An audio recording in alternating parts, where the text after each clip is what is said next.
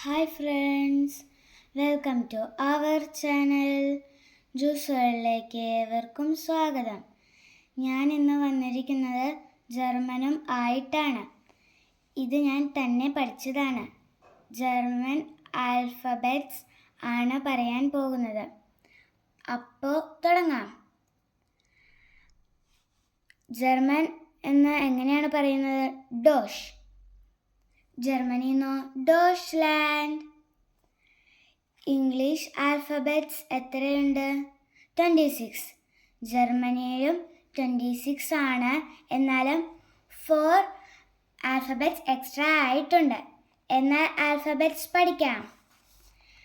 A, ആ, B, bay, C, say, D, day, E, A, F, F, G, G, H, H, I, E, J, J, K, K, L, L, M, M, N, N, O, O, P, P, Q, Q, R, R, S, S, T, T, U, U, V, V, W, V, X,